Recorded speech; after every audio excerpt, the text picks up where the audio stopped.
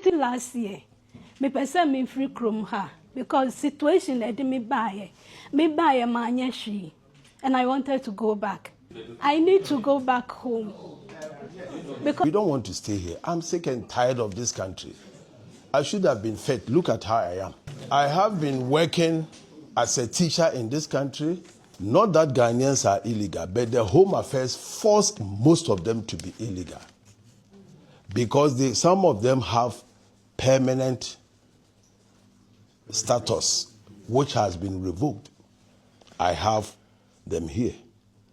Some have business permit. They came with business permit. They renewed here 3 times. At the end, the other renewals, they said fraudulent. There are some Ghanaians. There was a Ghanaian lady that was knocked down by a car. I took it upon myself to claim that we have something rough, road accident fund. I pushed it to the end. I took a lawyer by myself. At the end of the payment, they said they have declined it. Some of us outside Pretoria can't even travel by bus or their taxis, even for them to come and register their names because they are scared. Because the moment they started Kwarekwere style, then they have to divert the taxi somewhere. So how about them? What are the safety measures towards them, if necessary? Say binom ye won krata wo krom ha. Ye pese ko Ghana no so bi ye san wo adwuma kase wo krom ha. Ye pese ko Ghana because intimidation no edoso. Police ni kura timi ba wo adwuma mo nim so obi bia ye, but obefa kwan bia so ajiska through ho anase obe intimidate ma that the whole day no ude ni nyina ye basa. SSS na eba. Inti yesre papa say ono de owano okasa yiti se pa no mpesa ya ye won krata no kra ye nko yikrumu a omo kan kire ntokwa bia nim ye ba yamfa yama ye betumi asenya akoya chiboko se be ye na ye no omunya anototu bia eye me de nra me hu akola no a ukofa no free airport no me hu ye ne me kan ya ne say no akola no agu anim as because what the misinformation the airport ho omo afili form no wo me group no nyina omo frɛ me am se mo ntwen papa no se tam so a obekma mo tam na mo nyina maba airport nti obi an kan kyerɛ na wo adi mirika na wo airport but anopa me say hu say wakofa no a wo na kasa no me kan ya ne say hallelujah papa na yi efrɛ ni nguase ni nyina mu nti me srɛw adwuma papa na wo ya ne obetio ne ye wontio ye de mpaibo eta wachi. So what we are seeing or witnessing is not something that is going to end today. Most of them have put these guys who are doing these demonstrations on a payroll, a strong one. So it's not something that is going to end today. I'm looking at a worst scenario as a business owner is in discussing with the South African counterparts if they can actually have a takeover plan of Ghanaian businesses, because at the DTI they've got a takeover regulatory panel where they will be able to give us offers so that they can take over those businesses to their local South Africans so that we can live peacefully. Because at times it's also so difficult having stayed for years running businesses and you just have to leave. And many of our staff are also leaving. And at the end of the day, how are we going to pay the rent? I personally, I'm even ready to go back to Ghana, but because of certain situation, because my children are here, there's no way I can also leave them behind. Refugee, na force say at the end of the day, would be to charge you. Mouse campo 2,000, engineer mouse 3 months, betuya na san renew, and no cry mount. Na permit no so a yenye mawo enti ya no wo accuse ye say Ghana for yen papers ya papa medinyame din sra mo say enye no kore eye wo na wo ma yenye nkrata na nka amfo obi hu so ba bua sika no kakra na ode ayede a ebe ma no ho ahe ha no ne watumi atena oman ni mu but yenya ne senti no da bia na yemu bebre asem ayemobo. Well, I am a Ghanaian myself, and what my fellow Ghanaians in South Africa are talking about is nothing but the truth. whatever intimidation, frustration, disrespect, bullying that they are talking about is nothing but the pure truth, the naked truth, the bitter truth.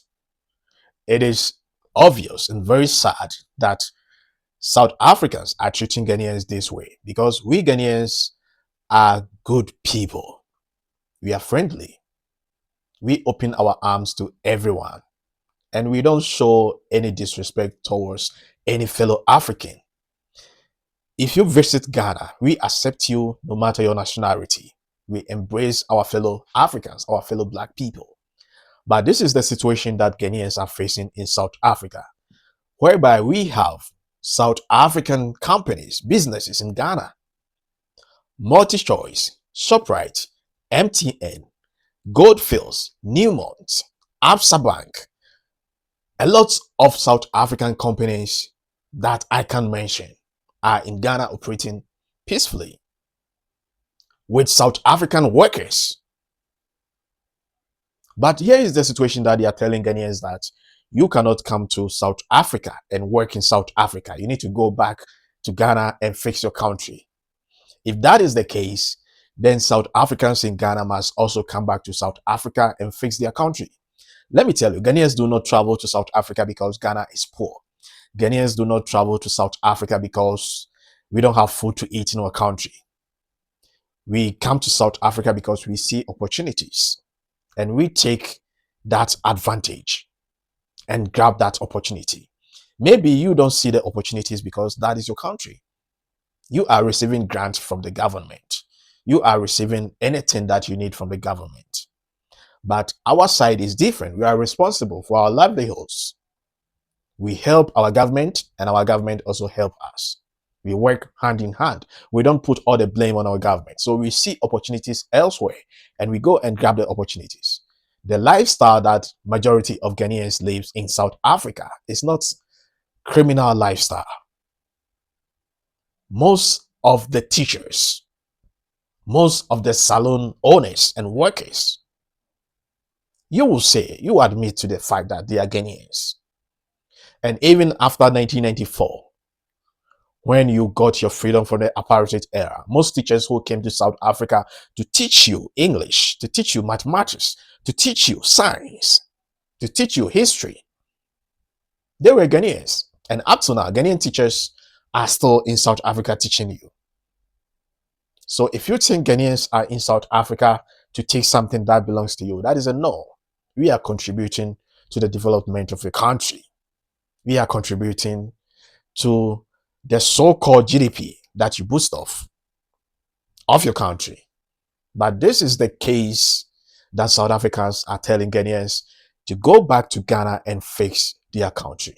Voluntarily, as part of those who wants to be repatriated back home, we are starting the process of screening them and ensuring that they take all the dots that they have to take, so that on Wednesday they will be the part of the 300 people that will be going to Ghana. And why? What reasons are they giving you to be here? Are they feeling threatened? They've been attacked? Well, their lives have come to a standstill. They don't feel safe. They don't feel happy.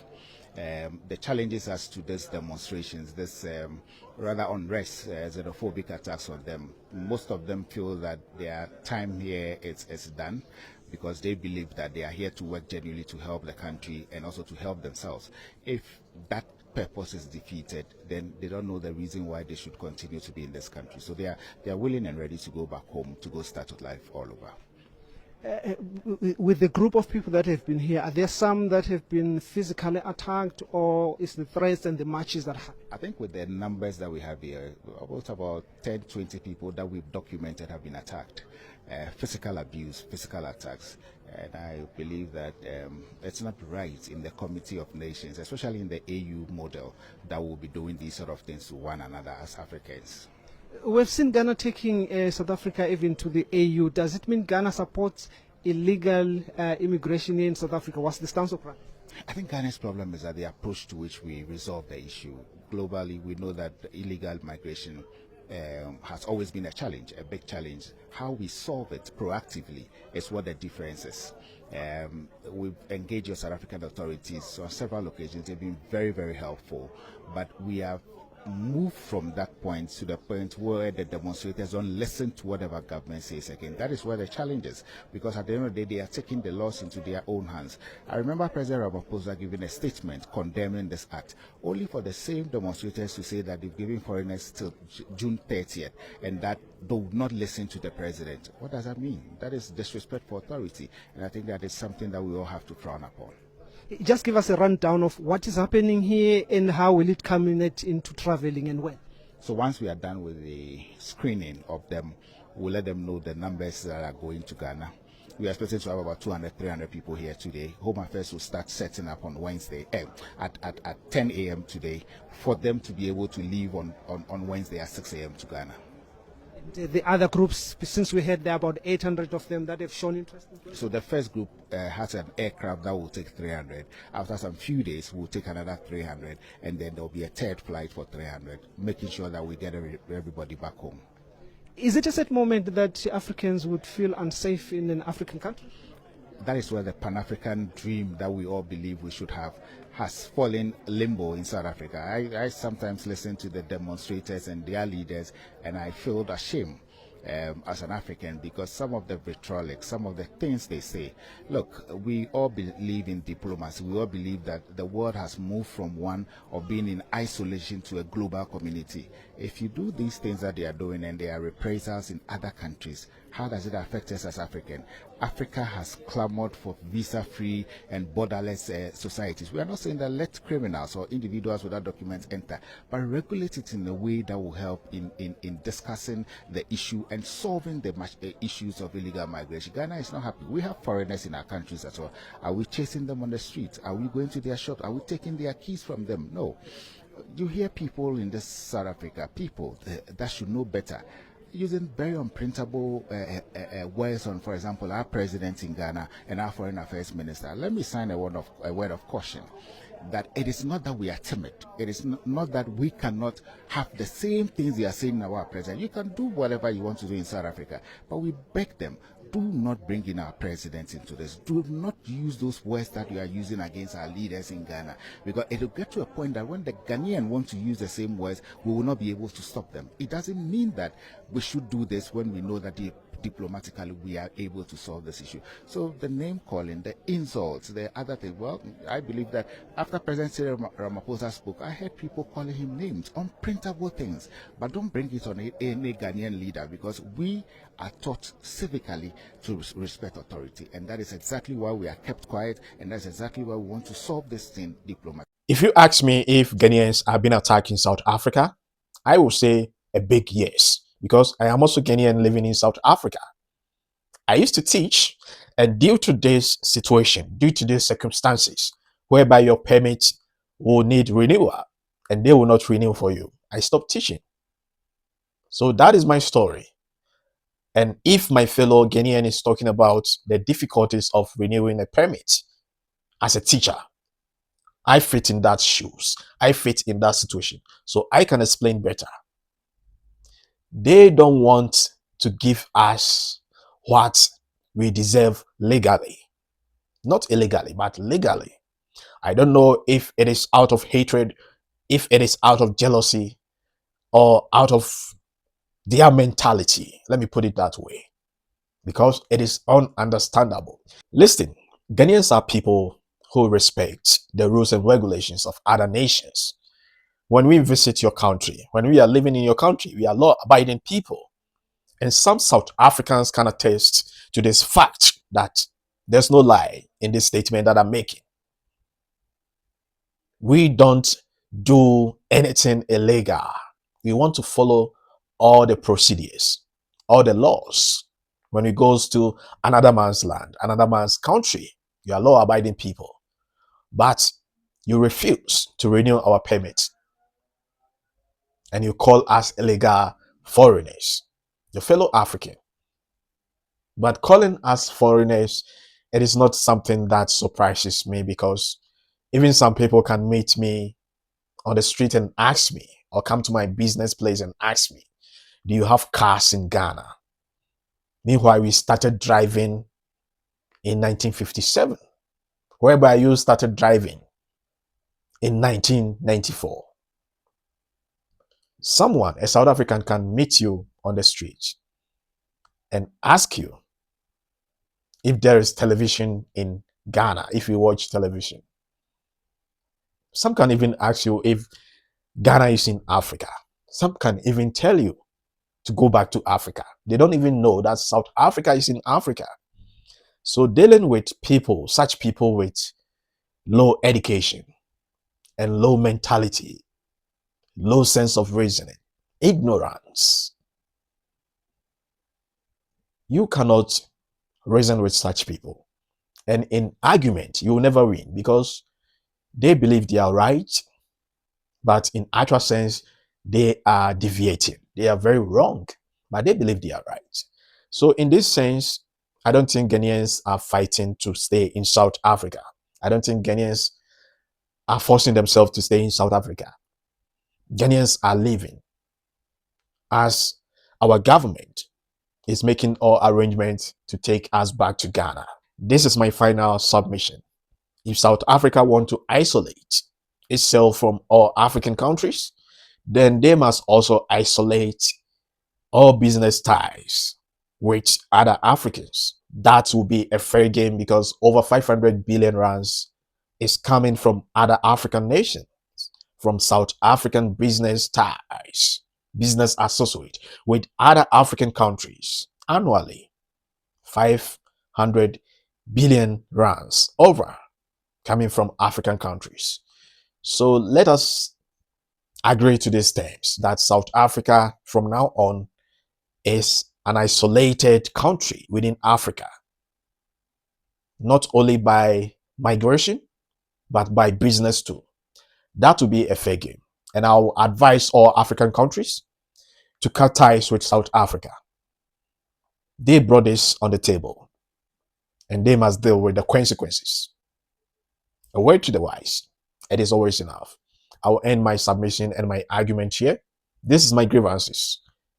Like the video, drop a comment, subscribe to the channel, and share the video.